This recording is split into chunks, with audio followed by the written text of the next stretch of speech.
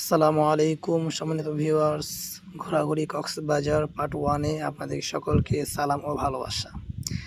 আমরা এখন যাচ্ছি কলাতলি বিচে, সবাই দেখতেই পাচ্ছেন। তো আমরা রিসোর্ট থেকে নেমে এখন কলাতলি বিচে যাচ্ছি। এই যে কলাতলি বিচে চলে আসছি। একটু পরে আমরা সমুদ্র সৈকতে নামবো। ঢেউ ঢেউয়ের যে একটা কি বলে এটাকে, ঢেউয়ের যে একটা বাড়ি, একটা যে ধাক্কা, সেটা উপভোগ করবো ইনশাল্লাহ। অনেক মানুষ নামছে, তো আমরাও নামবো। তো দেখতেই পাচ্ছেন অনেক মানুষ, অনেক পর্যটকরা আসছে। তো আমরাও আসছি, আমরা হচ্ছে মাদ্রাসা থেকে আমরা ওস্তাদগণ সবাই একসাথে আসছি ঘোরাঘুরি করতে। তো আসলে জীবনটা তো ছোট, আমাদের অনেক সফর করতে হবে।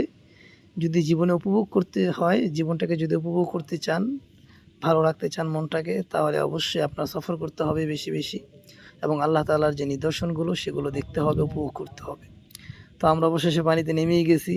তো দেখছেন যে হালকা হালকা ঢেউ আসছে, একটু পরেই অনেক বড় বড় ঢেউ আসবে দেখবেন।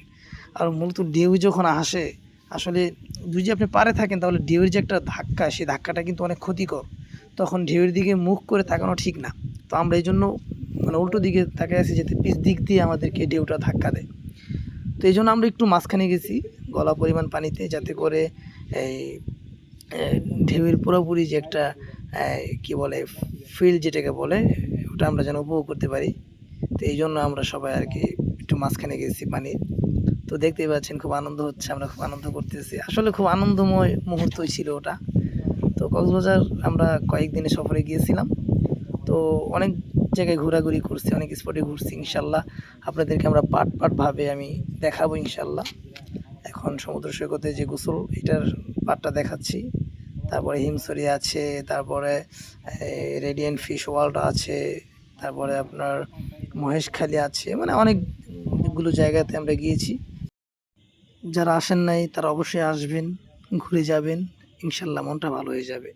আর যারা আসছেন তারা তো অবশ্যই এটার আনন্দ উপভোগ করছেন। যাই হোক, আমি যে চিল্লাচিল্লি বকবক করতেছি, আসলে বাতাসের ঝংকার আওয়াজে আর ঢেউয়ের বিকট শব্দের কারণে আমার বয়সটা খুব বিশ্রী শোনা যাচ্ছে। তার জন্য আর কি আমি ব্যাকগ্রাউন্ড ভয়েস দিয়েছি। তো সবাই আমার জন্য দোয়া করবেন।